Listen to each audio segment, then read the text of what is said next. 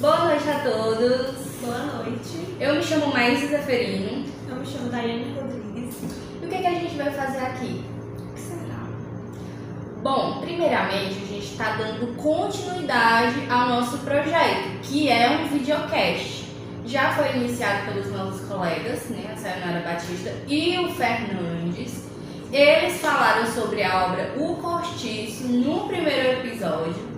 E nós, aqui no segundo episódio, vamos falar sobre duas obras de Alencar, que são Bilvinha e 5 minutos. Exatamente. A gente precisa situar vocês um pouco sobre o nosso projeto.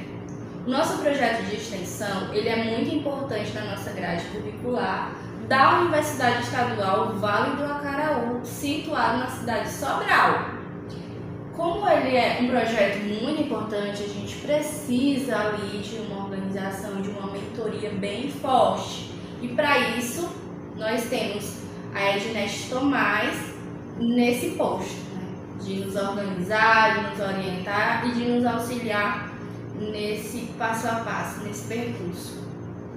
E nós quatro, né, pensamos em elaborar um projeto fizesse parte das mídias sociais e a gente pensou logo em um videocast porque está muito em alta. Hoje as pessoas consomem muito, né, esse tipo de conteúdo, podcast, videocast, vídeos no TikTok, Kawaii, enfim, uma variedade muito grande, né, de vídeos desse tipo de conteúdo, as pessoas gostam. E teve um aumento no consumo muito grande com o período de pandemia. Exatamente, e está continuando agora, né, depois desse período, podemos dizer assim. Então a gente pensou, idealizou esse projeto, esse videocast, e a gente está muito feliz de que ele está se tornando realidade, que ele está ganhando forma, e a gente criou o nosso canal no YouTube, se liga nas dicas. Então você já pode estar se inscrevendo no canal, deixando seu like se você gostou, deixando também seu comentário, compartilhando nos grupos de WhatsApp, compartilhando no seu story no Instagram, não é mesmo? O que mais que eles têm que fazer? Se inscrever no canal. Que eu já falei isso, mas tudo bem. Assistir o nosso primeiro episódio. Assistir o nosso primeiro episódio e aguardar pelo último. Exatamente, porque a gente vai falar aí sobre a obra Senhora. Então, se vocês estão gostando, né, do nosso projeto, do nosso videocast, não se esquece, tá, de estar divulgando junto com a gente. Ah, e lembrando, aqui na descrição desse vídeo vai estar todos os trechos que citamos aqui ao longo do vídeo. Também vão estar as nossas redes sociais, caso você queira nos acompanhar por lá também. E também vão estar as nossas fontes de pesquisa, porque o que vamos falar aqui é baseado, né, em pesquisas, em sites, né, e até mesmo em vídeos. Então, espero que vocês gostem do vídeo e vamos lá para ele. Esse nosso segundo episódio considera duas obras muito importantes do romantismo brasileiro. 5 minutos em Bilvinha, de José de Alencar. Mas para a gente começar a falar sobre essas duas obras, a gente precisa entender mais ou menos o que foi o romantismo fora do Brasil e aqui no Brasil também, porque tem as suas características próprias, né, como o romantismo aconteceu aqui. Mas para a gente entender como foi o romantismo, de um modo geral, no mundo, a gente precisa considerar a Europa. Pois é, a Europa é o berço desse romantismo, que é diretamente influenciado pelas revoluções que houve no continente, a Revolução Francesa e a Revolução Industrial, onde na Revolução Francesa é alçada este novo personagem, a burguesia. E o romantismo surge como um projeto político para criar essa imagem e essa identidade. E nessa construção, para reforçar o seu poder da burguesia. Exatamente, porque com a ascensão da burguesia, e principalmente com o contexto histórico muito conturbado, porque são 2 revoluções e o meio social está passando por grandes crises enormes. Então, como é que fica a cabeça do homem europeu? Fica bem conturbada. Então, os poetas românticos, eles tentam descrever isso.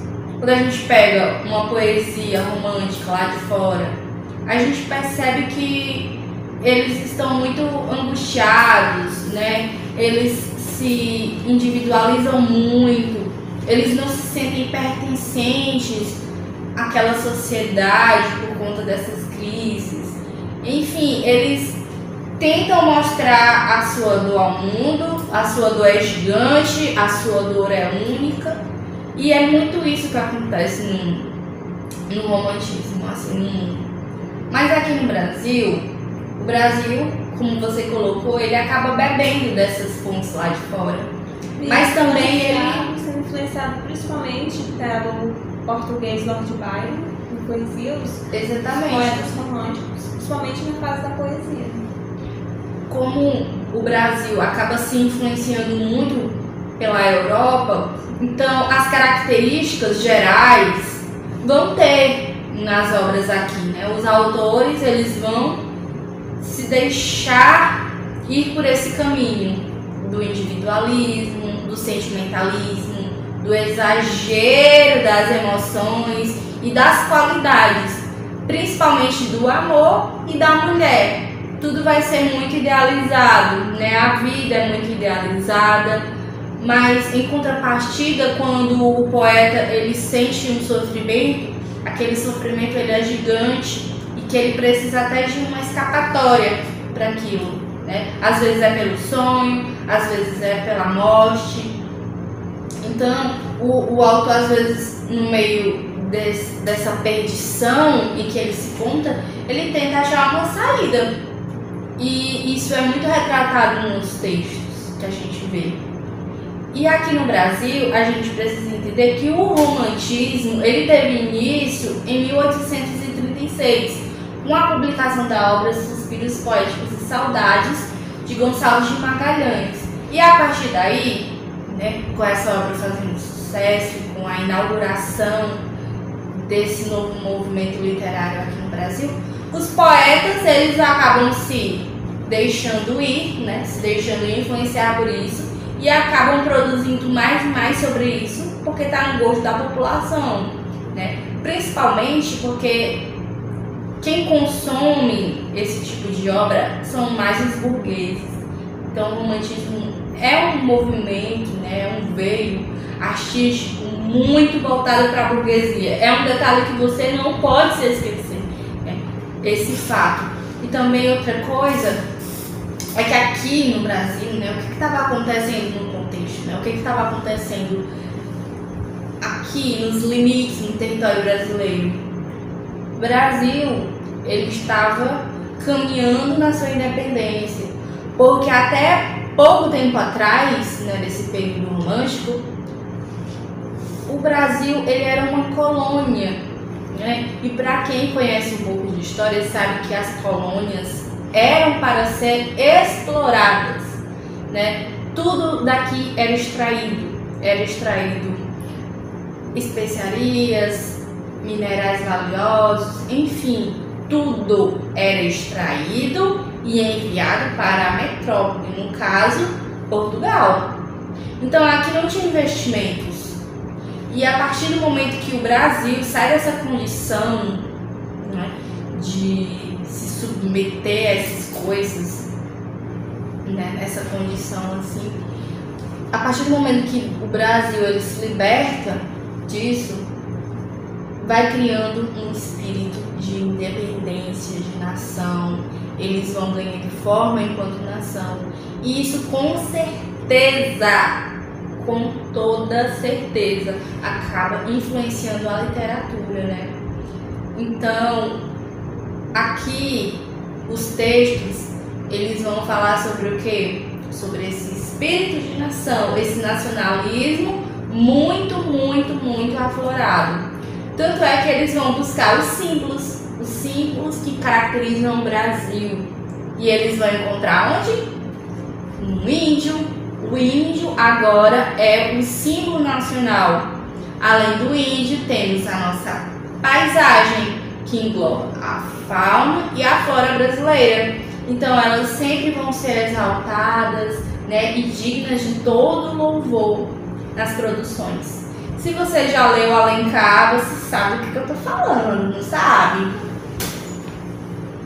Então, a gente sabe que o romantismo tem umas características gerais.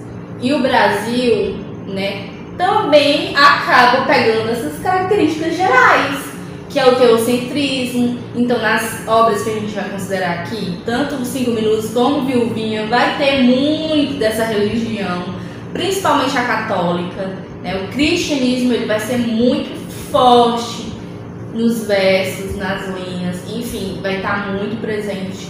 Também o amor idealizado, a gente não vai ver o amor carnal. A gente sempre vai ter aquele amor sublime, inalcançável. O amor, ele resolve tudo. Aquele clichê, né? Se você gosta de filmes do gênero romance, você sabe mais ou menos do que eu tô falando. Onde é uma verdadeira saga para ter um final feliz. Mas sempre tem. Sempre tem. Por mais que tenham vários obstáculos, o final feliz, ele é considerado assim um aspecto infalível. Que era para prender as suas leitoras, né? Lembrando que as mulheres eram as consumidoras dessas obras. E é uma espécie de conto de fadas, porque sempre tem um final feliz. E também a mulher, principalmente, né, a figura feminina, ela é muito, muito, muito exaltada, né? Ela é vista realmente como uma deusa. As qualidades da mulher são muito acentuadas. A mulher pura, a mulher divina, ela é a minha senhora, né? Ela é a minha deusa inspiradora, minha musa. Tem muito disso. Os traços da mulher são bem angelicais, para parecer mesmo, né? Para se achegar mais com essa figura divina. Enfim, mas a gente precisa também saber que aqui no Brasil a poesia ela teve, né, algumas fases. Quais foram elas? A poesia ultrarromântica, A indianista. e a condoreira. Exatamente, a indianista vai, né, exaltar o índio. Onde o principal nome é Gonçalves Dias. Exatamente. E na ultrarromântica é onde o amor e até mesmo o sofrimento é muito, muito, muito exaltado, né? Ele é muito acentuado, né? Salientado, digamos assim. E a condoreira? É a poesia, digamos, uma pegada mais social, onde falam da escravidão. Acaba tocando em assuntos muito delicados da sociedade. Onde o principal nome é o Castro Alves, poeta. Exatamente. Características do romantismo, né? O que foi o romantismo aqui no Brasil? Se você tem alguma dúvida, coloque aqui nos comentários que a gente pode estar respondendo. Ou então você pode fazer uma pesquisa rápida pelo Google e você vai achar vários sites interessantes. Mas a gente está aqui à disposição para responder, se possível, né? Se a gente souber também as suas dúvidas. Tá? Outra coisa muito interessante do romantismo de uma forma geral é que o romantismo ele tinha uma maior liberdade, né? Uma maior liberdade formal dentro das obras, porque se a gente for comparar o romantismo com outras escolas literárias anteriores, o romantismo de fato é bem, digamos assim, tem uma liberdade maior para produzir. Porque antes as obras elas eram bem contidas, bem equilibradas, principalmente na era clássica, né? Eles tinham uma métrica, um formato bem certinho de escrever. Já no romantismo não, o poeta ele poderia realmente ser exagerado, jogado aos seus pés, né? Como aquela famosa música que você conhece. Eu estou fazendo uma referência a ela, já diz, né? Exagerado. enfim. Então tem essa maior liberdade, né, nos textos, nos versos. O poeta ele realmente se preocupa unicamente em se expressar, né? O eu é o centro ali da sua temática, do seu conteúdo. Enfim, agora a gente quer falar sobre as obras, a gente quer introduzir essas obras aqui e a gente tem bastante argumento, né? Depois dessa pincelada que a gente fez pelo romantismo, pelo contexto histórico, algumas das principais características. Agora a gente vai começar a falar sobre a obra 5 Minutos de Alencar. E olha, gente, eu posso falar pra vocês que eu gostei muito de ler essa obra. Sabe por quê? Olha, eu vou estar sendo bem subjetiva aqui, tá? Eu gostei dessa obra porque ela é curta. Ela é curta, ela é disponível, fácil de achar na internet, sabe? Ela é curta por quê? Ela é curta porque ela não chega a 30 páginas de um PDF. Então, realmente, ela é bem curta comparado com outros livros de 200 páginas, enfim. Bem curtinha, dá pra você ler ali levemente durante o dia. Outra coisa que eu gostei bastante da obra, eu tô fazendo tipo uma resenha aqui, né? Outra coisa que eu gostei muito da obra é que a linguagem, ela é bem fácil, sabe? Claro que ela não vai ser tão fácil, porque é José de Alencar, né? É um clássico da literatura brasileira, mas em relação a outros textos bem difíceis de outras escolas literárias que você procurar, você vai achar. 5 minutos é muito fácil, uma linguagem bem fluida mesmo. Outra coisa que eu gostei de muitas coisas desse livro, né? Não é à toa. Outra coisa que eu gostei do livro é por ele ser um romance bem clichêzinho, sabe? Daqueles que você abre no canal da sua televisão, do seu celular, você procura por um filme do gênero romance, só pra se entreter, e você realmente, né, gosta daquele filme por ele ter essa temática bem gostosinha, bem suave mesmo. É isso que acontece em 5 minutos. Mas a gente tem que saber por que tem esse nome 5 minutos, né? Que tem todo sentido com o enredo em si. A história em si da obra é de um rapaz que ele escreve uma carta direcionada à sua prima. E nessa carta ele conta os detalhes de como conhecer o amor da sua vida, Carlota. Então, nessa carta ele vai dizendo, né, que conheceu uma pessoa maravilhosa, uma mulher pura, com quem ele se casou e foi feliz para sempre. Olha, eu já tô dando os spoilers. É engraçado que nas primeiras páginas a gente percebe que ele tem um compromisso aí e ele vai pegar um ônibus. Só que ele se atrasa. Gente, isso é muito do cotidiano, né? A gente se atrasar para alguma coisa.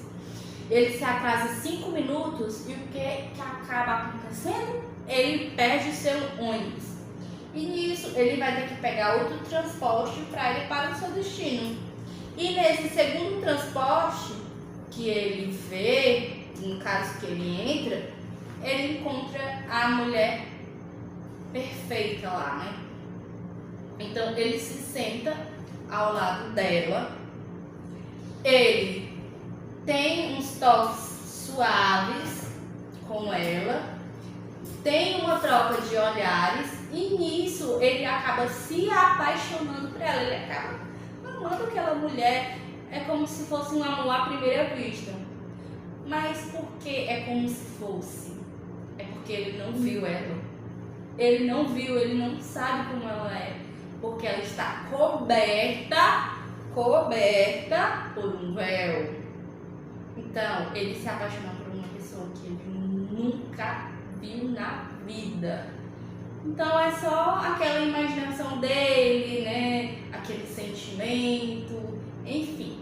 Só que ao longo da história, como ele vai descrevendo, ele tem medo que ela seja feia, né? Ele tem receio dela ser feia, porque uma mulher que se entrega, entre aspas, tão facilmente a um homem, às carícias dentro de um ônibus, né? Ele acha que ela é feia, só que como no romantismo a mulher é sempre exaltada e ele tá muito apaixonado, mesmo sem ele ter visto ela, ele acaba concluindo, não, ela é perfeita. E em outras partes do livro ele diz, nossa, você é linda, né, como um anjo. Então, ela até mesmo indaga ele sobre isso, né, e se eu fosse feia? Eu tinha certeza que você era bela, bela como um anjo. Eu só estou aqui, né, dizendo mais ou menos como está na obra, mas como a obra ela é super curta, vale a pena você ir lá, né, e ver esses detalhes. Então o livro todo vai narrando uma série de acontecimentos, né, de encontros e desencontros. Em um desses encontros, ele acaba recebendo uma carta dela. Olha aí, a crush tá mandando uma carta, ele tá sendo correspondido, né? Depois de ele tanto procurar, né, de tentar saber alguma pista sobre ela, porque é muito interessante como o livro é construído, né? Ele passa muito tempo da sua vida, muitas horas, se dedicando a achar aquela mulher. Depois, quando ele recebe uma carta, né, ele acaba criando muitas esperanças sobre ela. Ele também tem muita energia e disposição para lutar, de fato, pela sua donzela. Então, quando ele recebe aquela carta, né, uma das cartas que ela manda para ele, ela acaba confessando que o amor deles é impossível. Mas não porque ela queira, é porque ela tem uma doença incurável.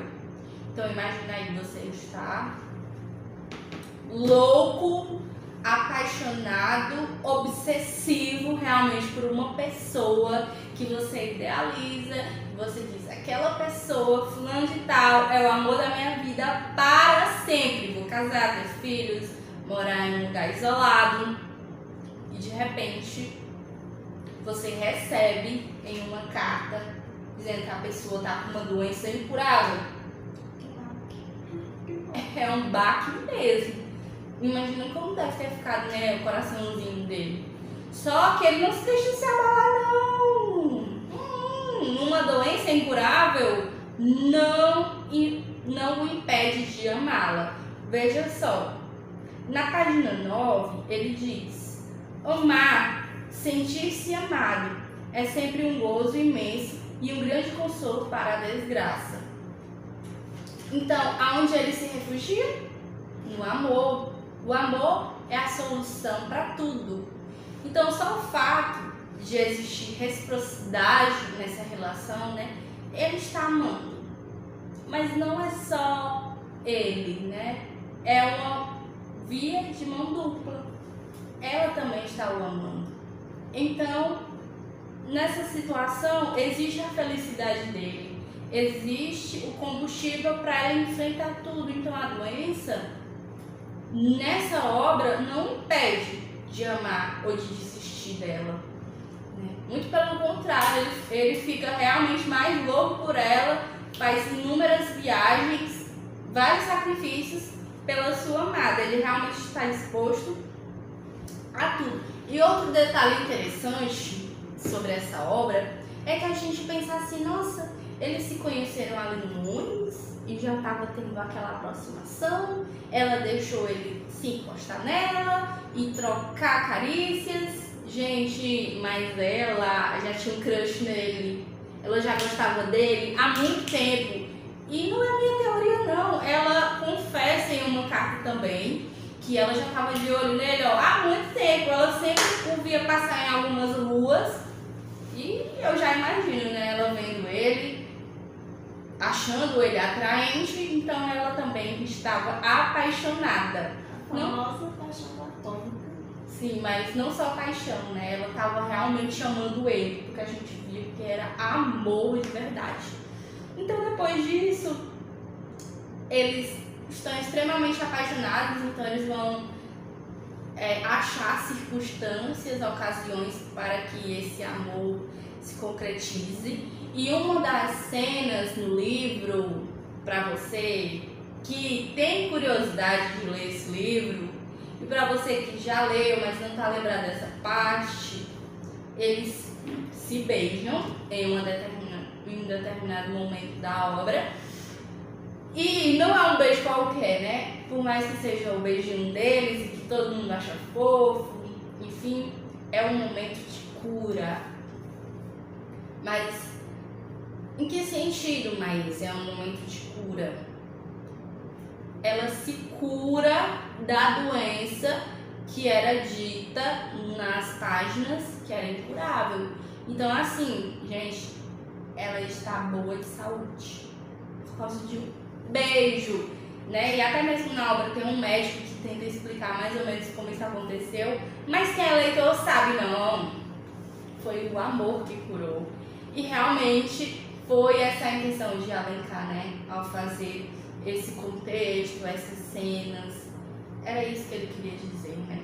Além dele fazer também uma espécie de crítica à sociedade burguesa que está muito ali ocultas, né? Mas que dá para você saber, né? Ao modo de vida burguês. É porque eles acabam fazendo muitas viagens, principalmente depois que eles se casam, né? Eles tiram um ano para viajar pela Europa. E essa cena é uma das mais inesquecíveis assim pra mim, porque todo mundo tem esse sonho burguês, né? De viajar, de conhecer lugares que você sempre sonhou, de você ver novos rostos, de você ver pessoas, lugares, experimentar comidas. Então tudo isso é descrito na obra e eles são felizes para sempre, digamos assim, né? A sua querida Carlota está nos seus braços.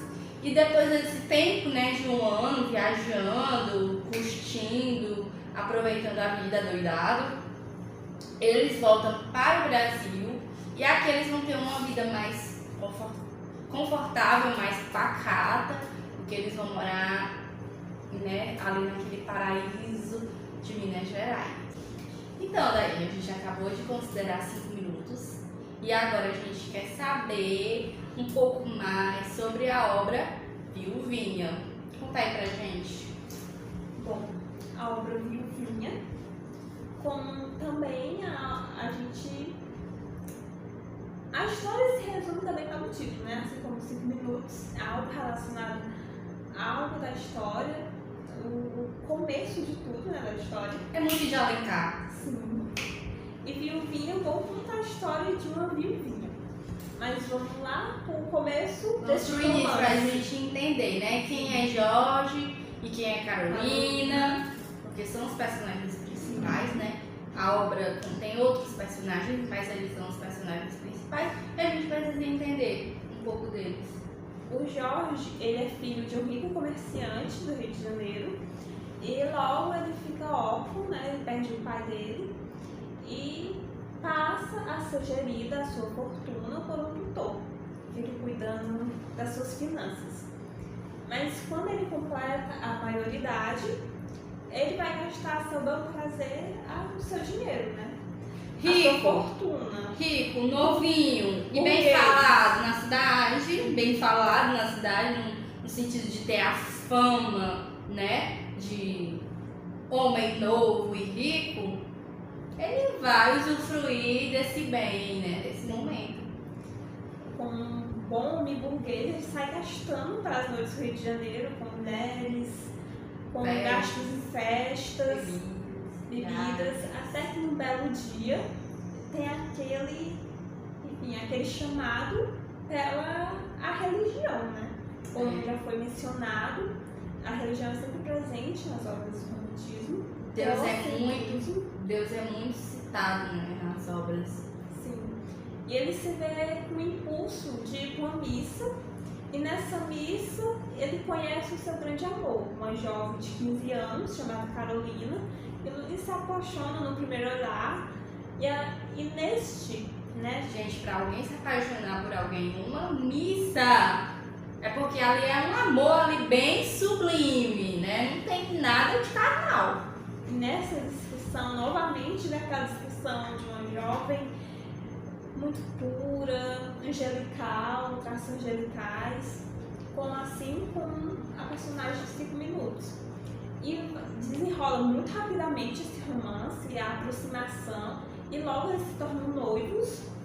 E lembrando que ele tem todo o apoio da mãe da Carolina, onde os encontros são na casinha afastada, onde elas vivem. E esse romance se desenvolve rapidamente para o casamento.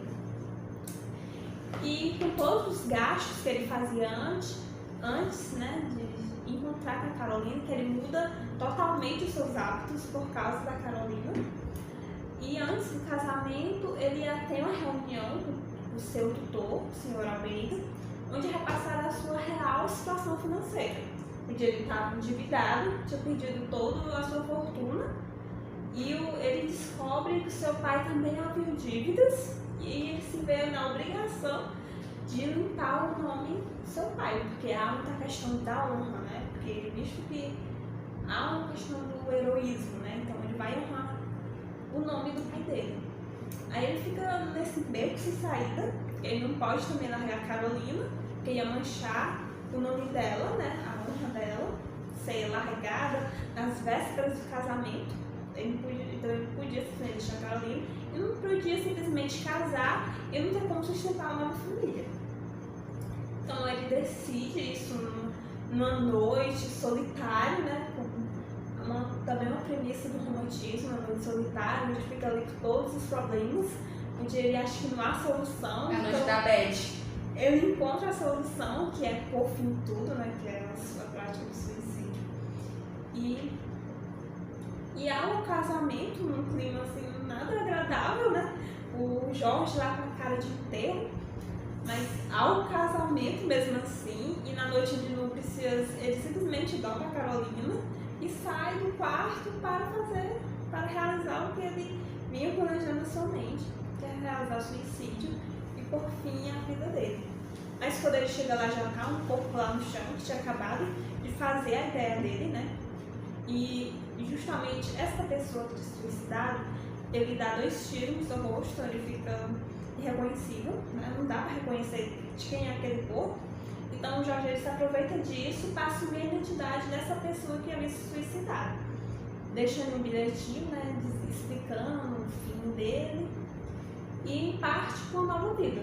Ele vai fazer a sua vida nos Estados Unidos, onde ele faz o nome, ele vai atrás de conseguir essa fortuna para limpar o nome do pai dele, e tudo isso há muita língua, há muito, né, só pra gente entender, né, aqui no Brasil a mulher dele agora é considerada viuvinha, porque todos pensam que ele morreu, né, e ele tá lá fora com outra identidade, tentando reconstruir a vida dele, e aqui a sua... que agora ele é o Carlos. E a sua amante, né, a sua ex-mulher, no caso, né, tá vivendo uma vida bem regrada, como uma viúva que não dá acesso aos outros caras. Então são pontos a ser mencionados aqui. Sim, ela se fecha, né, para novas oportunidades amorosas, e ele vai conseguindo, né, o seu dinheiro como comerciante nos Estados Unidos, mas de forma bem regrada, ele não gasta nada, né? Ele não gasta nada nas coisas, ou seja, ele deixa a vida também, ele não curte nada, apesar de ele estar ganhando muito dinheiro. Enquanto isso, a Carolina está no Brasil, uma vida bem regrada, é uma pessoa bem fechada. Quando ela sai, ela não se abre muito para as pessoas. E quando ele volta, ele vai atrás da sua amada, ele vai atrás da Carolina saber como é que ela está, né? Saber como tem andado. E lembrando que o tutor Almeida, ele vai acompanhando o Jorge, que agora é o Carlos, mesmo sem ele ter conhecimento, né? Mas o tutor Almeida sempre vai sabendo os passos dele, né? O caminho que ele vai trilhando. E quanto a esse encontro entre o Carlos e a Carolina, o Carlos busca essa aproximação mesmo de maneira anônima, entregando flores de maneira anônima, onde a Carolina não sabe a verdadeira identidade dele. E até que a Carolina decide dar uma chance para o Carlos. Aí é que surge um dilema na cabeça do Jorge. Como assim ela vai dar chance para o outro? Ela não me ama mais? Aí até que num encontro ele diz a sua verdadeira identidade, que era o marido dela, né, que eles haviam se casado.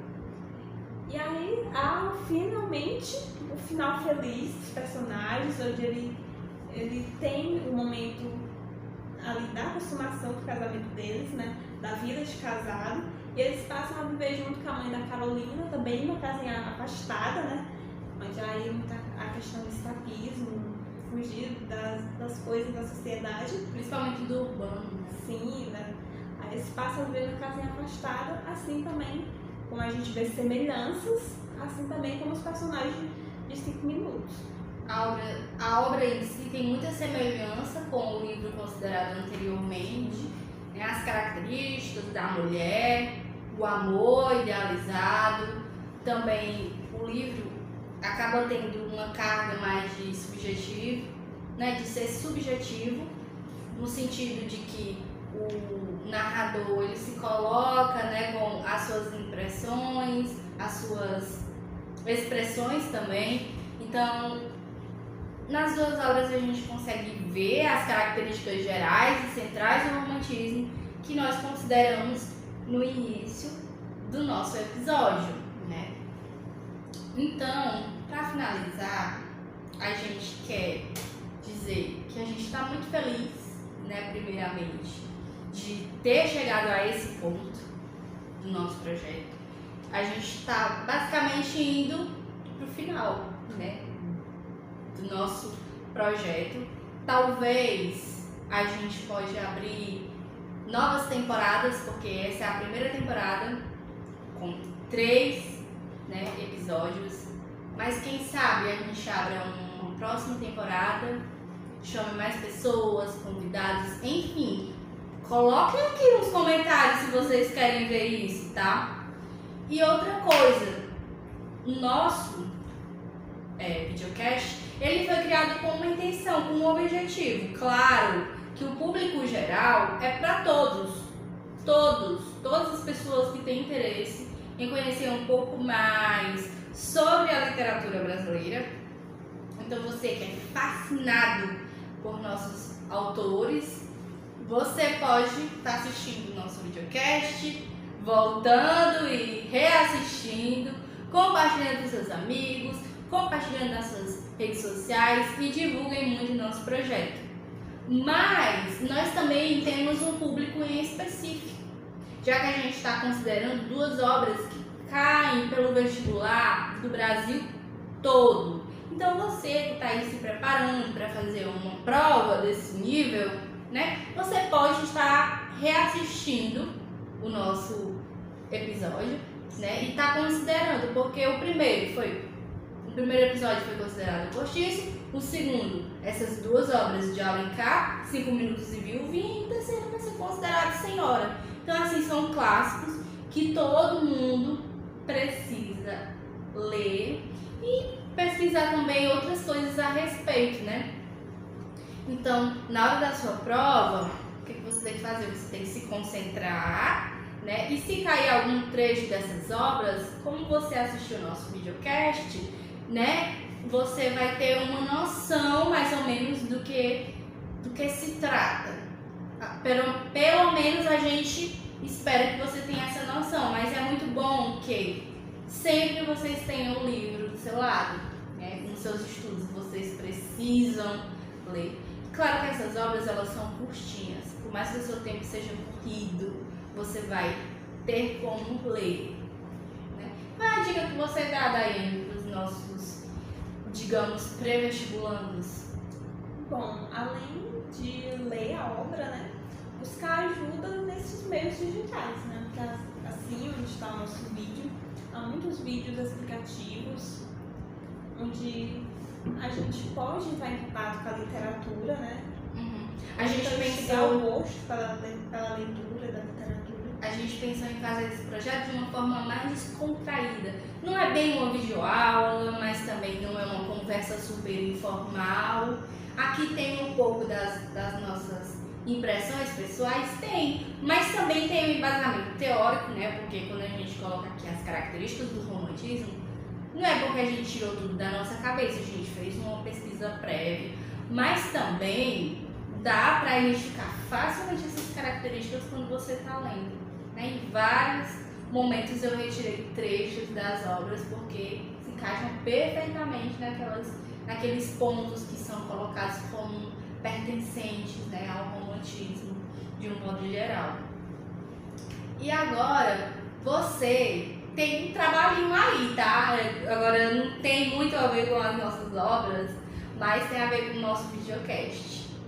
Comente aqui nos comentários o que tem diferente na nossa bancada, na nossa mesa, que não teve no início do nosso vídeo, tá?